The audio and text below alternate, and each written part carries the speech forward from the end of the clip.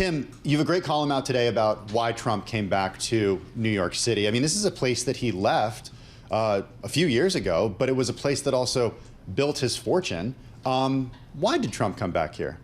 I don't think it was strategy, Tim. It makes no sense to come to New York if you're at the tail end of a race in which 7 swing states, New York not being one of them, is going to determine the outcome.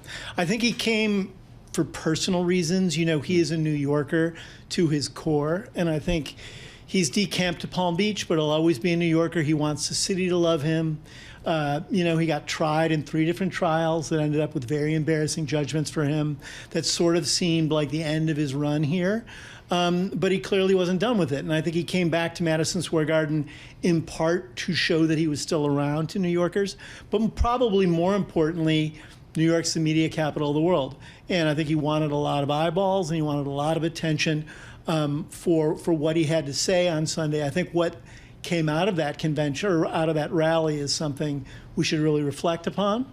But he did come, I think, for the media scrutiny. I want to get into what we should be reflecting upon, but I want to go back to, you have come into this studio and talked to us about Donald Trump being a master of media, and he understands, right, the optics of being at Madison Square Garden, and a huge crowd around him and kind of laying it out there. And, you know, sort of repeating the roll call of speakers who were at the RNC in July. I was there. It was very similar to the RNC. Hulk Hogan showed up again. He ripped his shirt off.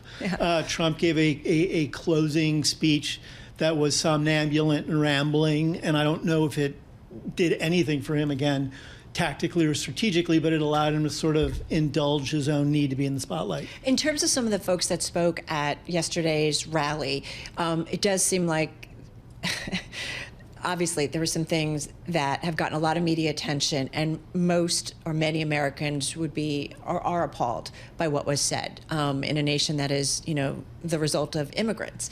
Having said that, what's your understanding of campaigns and how much the Trump team knew who was going to be there, what they were going to say in terms of what they said at the rally? Well, I mean, because they seem to be backing off, saying, "Oh, you know, a little bit." Yeah, like, I mean, so the rally was a fountain of misogyny, racism, xenophobia, a lot of talk about the other. I don't think it's partisan or ideological to make that observation. It's just about tolerance and core values. And there were heinous, ugly things said on that stage.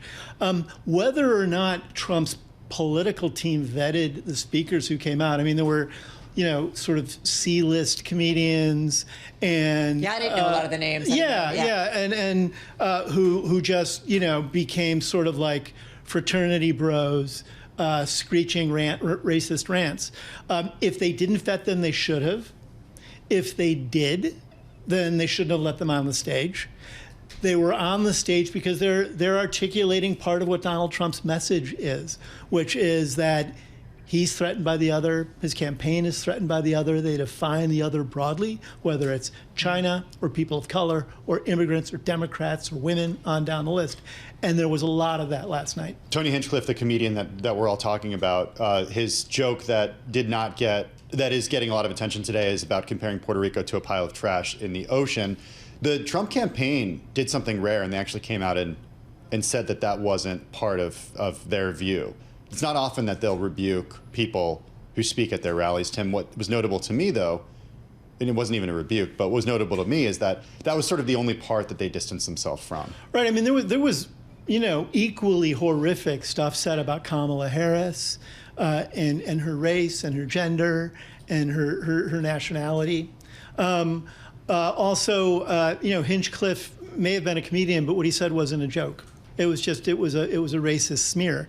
And I would argue that probably they thought it might be safe to put that in the mouth of a comedian, so there was deniability. Oh, can't you just take a joke if we gotten too politically correct, that you just can't see something funny about slagging an entire territory? So fair to say that the Trump campaign accomplished what it set out to do yesterday, or is the fact that we are focused on this and not his sit down with Joe Rogan that aired on Saturday the focus of what we're talking about? Well, you know, at one point during Trump's comments at the Garden, he said, you know, the Republican Party is the party of inclusion, and I really like that.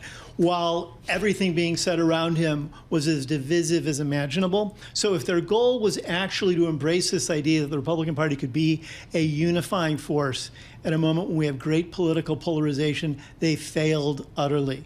The other way to interpret that is they actually aren't serious about any of that, and they're willing to indulge racism or extremism in the service of Trumpism and Trump's own candidacy. There's what Donald Trump said and the others said on stage, but there's also all of the Americans and voting public that were around them that didn't necessarily boo, didn't necessarily walk out. And I guess, like him or not, Donald Trump, I constantly think about half of America who are okay with this. That is a great observation, because it's a little simplistic to simply point the finger at Donald Trump.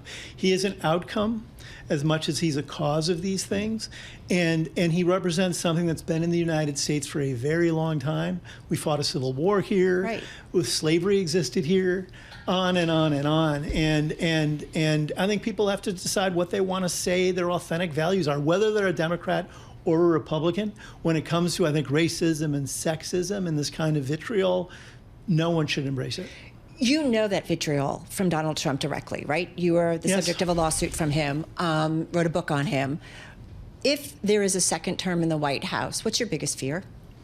Well, I think Trump has told us what that's going to be. I think. Do you agree with those, though, Tim, that say, "Oh, it's just show," and he's not going to actually do all that stuff? Forgive me for interrupting. No, that's fine. I think he deeply wants to do these things. I think he has authoritarian impulses. I think he wants to weaponize the Justice Department against his enemies. He said he's going to do that. I think he wants to silence dissent within the country. He said he wants to do that. I think he wants ideological sniff tests at public schools. He's a book banner. He is going to institutionalize things in this country that most Americans aren't used to being around. And I think we have to really think about what that means. Why do you think we've seen such a silence, at least this time around, from corporate America, from large media organizations, a couple in the news right now over the last week, the Washington Post and the Los Angeles Times, for coming out and saying we're not going to endorse anyone this time around? Why do you think we're seeing that silence right now? Well, because, people become cowed by power. And I think the anticipation in recent weeks is that Trump's polling numbers have improved against Harris. If he becomes president again, certainly businesses have reason to wonder whether or not he'll weaponize the powers at his disposal of the federal government against them. The media is concerned about it. Everyone's concerned about it because the presidency is a powerful office. And I think people are hedging their bets. The issue is, do you hedge your bets at the expense of ethics and decency and democracy and other values, or do you hedge them for just raw self-interest and a lack of courage?